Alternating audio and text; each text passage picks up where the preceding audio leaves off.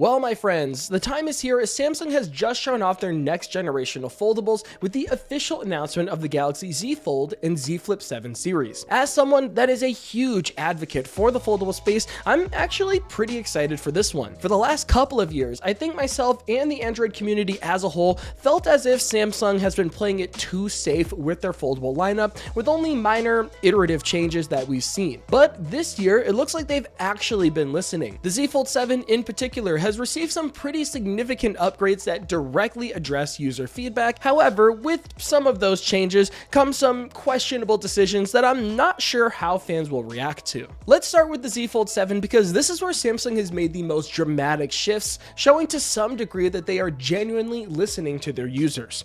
The biggest and most welcome change is with the display situation, as both the inner and outer screens are now larger. The cover screen now features a classic 6.5-inch display with a 21:9 aspect ratio, making it feel and operate just like a regular smartphone when closed. Don't get me wrong, it's still a bit taller than usual, but not totally foreign anymore, which I think a lot of foldable users have been asking for. And it's super important because it fixes one of the longest running complaints about the Z Fold series, the narrow, cramped outer display. I specifically remember when the Z Fold 6 came out, and while it was a good phone, a lot of Samsung faithful were disappointed because it felt too similar to the Z Fold 5, which was only a minor tweak of the Z Fold 4, which was just a small adjustment from the Z Fold 3. So I think this is a really great change actually. By making the cover screen wider and more conventional, the Z Fold 7 is immediately more usable for quick tasks without ever needing to unfold it, and should go a long way in making it more usable day to day. And because of that change to the outer screen, the inner display gets bigger as well, expanding to a massive 8-inch canvas from the 7.6-inch display from last year, so it should be even more immersive. You'll have more space to fit in apps for multitasking, and overall just gives users more to work with, so this is a great change in my book.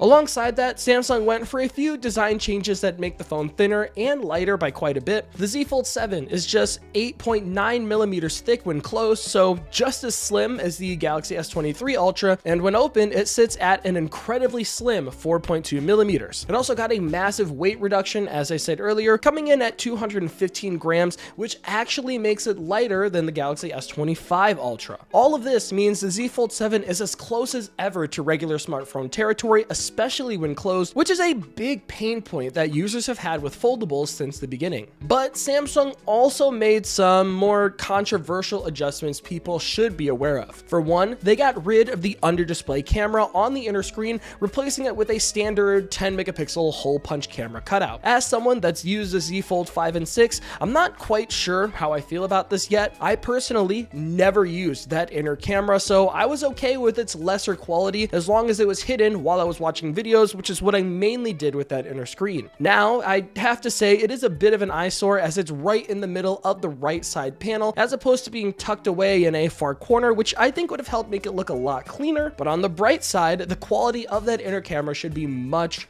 better now. The other controversial change, and this is a big one, is that the Z Fold 7 is officially losing S Pen support, which will no doubt be a divisive talking point for the community.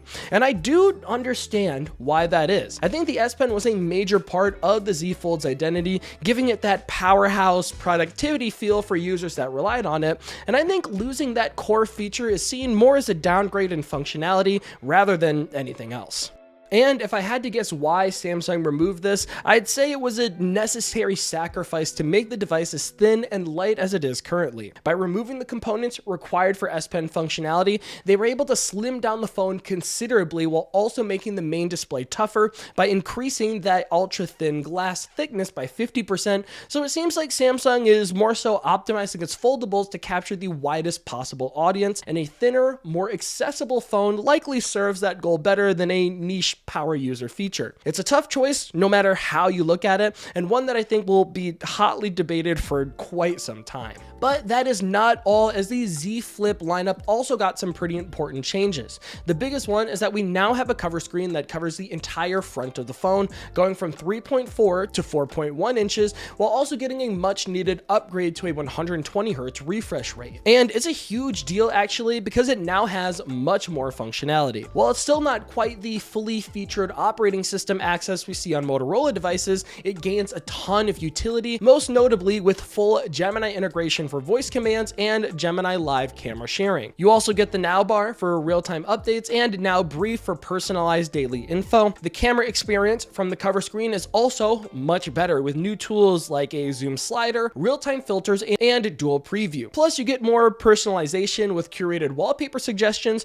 alongside new emoji, color, and widget options. So the larger screen will definitely benefit from all these new features. The Z Flip 7 also got the thinner chassis treatment, coming in at 13.7 millimeters while folded, or 6.5 millimeters when unfolded, making it about 8% thinner than last year, while also getting a bigger 4,300 milliamp hour battery versus 4,000 milliamp hours from last year. So it's pretty typical stuff if you ask me. The phone is now thinner, lighter, and has a bigger battery, but interestingly enough, the Z Flip 7 gets a new chipset, not with the Snapdragon 8 Elite, but with the Exynos 2500 chip globally. That means even US models will get Exynos as well. This is a very strange change, and if I had to speculate, Samsung probably did this to save money on manufacturing. Using an in-house chip compared to buying a Snapdragon chip probably allows Samsung to protect its profit margins, and correct me if I'm wrong guys, but I don't think people that buy flip-style foldables care about having the best possible specs.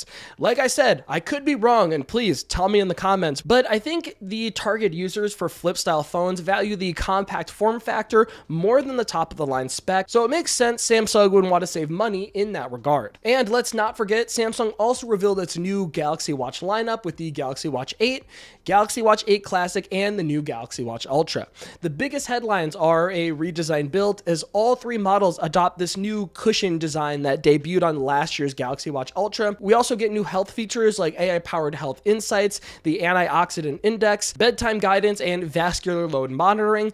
And most importantly, this is the first smartwatch to debut with Gemini in Wear OS 6. It's a pretty big deal actually that I did not see coming a mile away. Google did make a formal announcement on their website with more details on this, so we'll save that for its own video that you should definitely stay subscribed for, by the way. But all I'll say for now is that it's great to see Gemini finally make its way to smartwatches. So my friends, there you have it. Samsung has clearly made some big, bold moves this year. They finally addressed some of the longest running complaints with the Z Fold 7 design. They made the Z Flip 7's cover screen everything that I think most people would have wanted it to be, and they're pushing AI pretty heavily with their new Galaxy Watch series. With that said, I would love to hear your thoughts on this release. Does the focus on a thinner and lighter design make up for the loss of an S Pen when it comes to the Z Fold? And in general, how do you think Samsung did with their foldable and smartwatch refresh this year? Let me know all of your opinions down in the comments below, as I'm always super curious to hear what the Android community is thinking. Until next time, this has been Jordan Floyd with 9to5 Google. Thank you so much for watching, and I will see you in the next one.